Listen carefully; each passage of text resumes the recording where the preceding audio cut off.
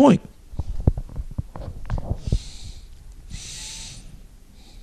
It says here, 28 again, then shall they call upon me, but I will not answer. They shall seek me early, but they shall not find me. All right? And that's Jake too. When all hell breaks loose, you're going to try to get straight with the Lord, and the Lord's not going to listen to you. Next scripture we're going to go to is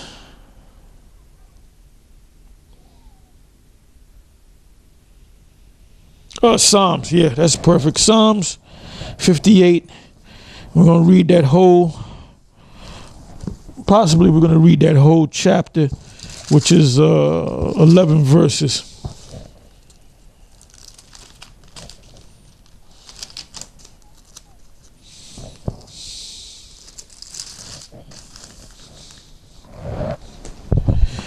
Okay, it says here,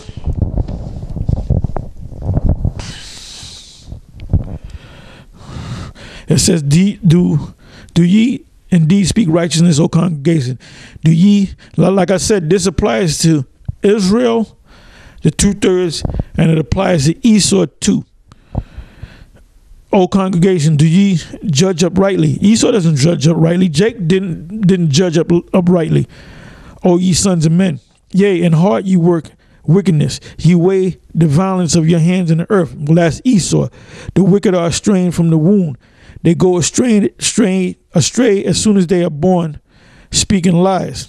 That's why we call them a serpent and a snake. Their portion is like the portion of a serpent.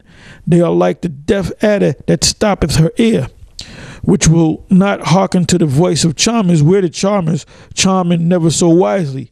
Break their teeth, O power, O Most High, in their mouth. Break out the great teeth of the young lion, O Most High. Let them melt away, that's those missiles, the ICBMs, as water which runneth continually. When he bendeth his bow, the ICBM, to shoot his arrows, let them be as cut in pieces, as a snail which melteth. Let every one of them pass away, like the untimely birth of a woman, that they may not see the sun. Before your pots can feel the thorns, he shall take them away as with a whirlwind, both living and in his wrath. 10th verse. The righteous shall rejoice when he seeth the vengeance. He shall wash his feet in the blood of the wicked, and we're gonna dance on top of these skulls, so that a man shall say, verily there is a reward for the righteous. Verily he is a Most High that judgeth in the earth, because judgment is about ready to come.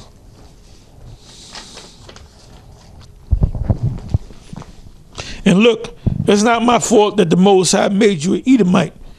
The Most High made you an Edomite. You were on top for a while. Now you're going down. And now we're going to sit on the throne. We're going to have the crown on our head. We're going to have our feet in your ass sideways.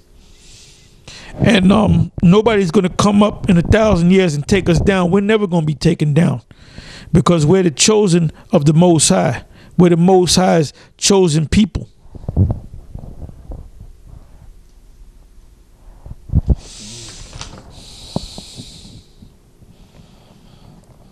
Okay, like I said, I got a bunch of scriptures. I'm not going to get into all of them, but I'm just trying to find some choice ones here.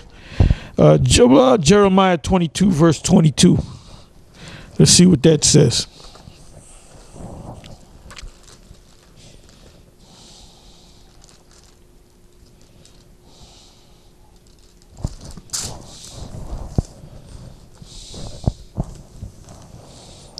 Now, yesterday, actually, we wanted to do some filming. Ricard wanted to do some filming with myself and some of the other brothers, but we were running around so much. Like I said, we didn't get a chance to film. We didn't even get a chance to go out on the highways and the byways, but some of the other brothers went out, because by the time we got through with all this mess, it was late.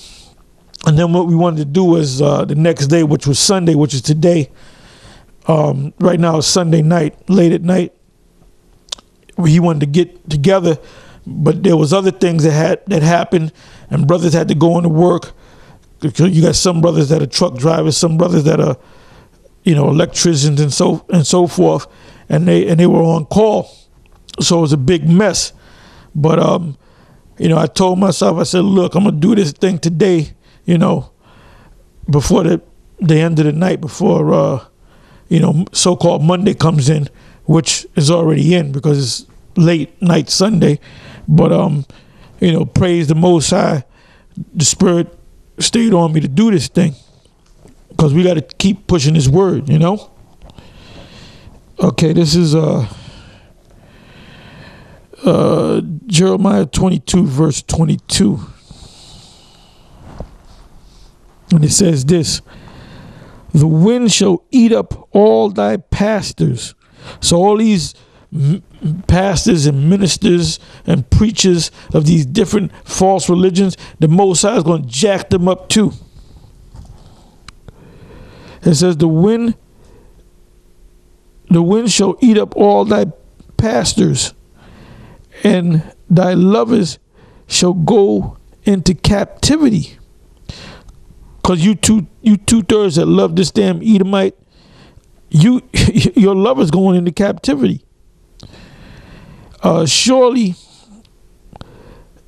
then shalt thou be ashamed and confounded for all thy wickedness, for all your wickedness, Jake, you wicked Israelites out there.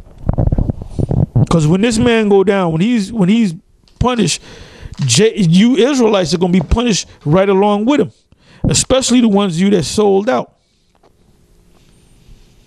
Okay, now I want to go from there to Job 27 and 13, and that's a good one.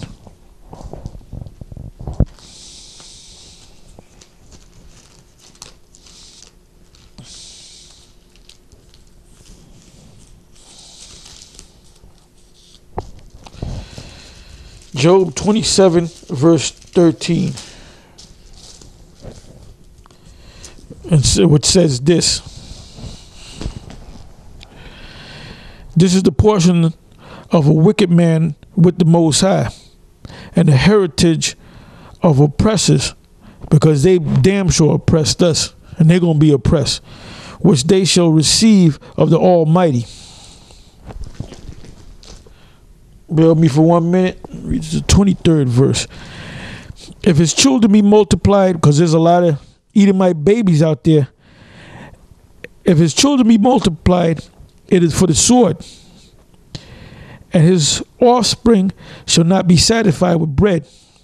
Those that remain of him shall be buried in death, and his widows shall not weep.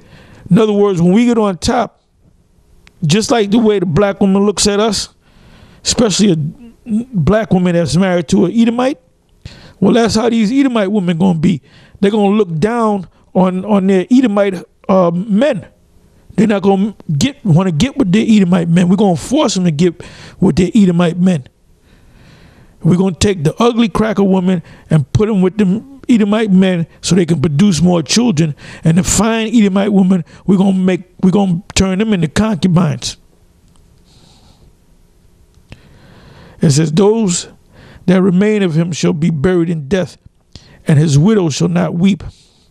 Though he heap up his silver as the dust, and prepare raiment as the clay, he may prepare it, but the just, the Israelite, the elect, starting with the elect, but the just shall put it on, and the innocent shall divide the silver, because that's real money. He buildeth his house. He buildeth his house as a moth, and as a booth that the keeper maketh. The rich man shall lie down, but he shall not be gathered. He openeth his eyes, and he is not. Terrors take hold on him as waters. And that's what happened with Hurricane Sandy. A tempest stealeth him away. And that's what happened to Sandy Hook, Staten Island, certain parts of Jersey, Long Island, Midtown, downtown Manhattan. The Wall Street district got jacked up. Stealeth him away in the night, because the hurricane came at night.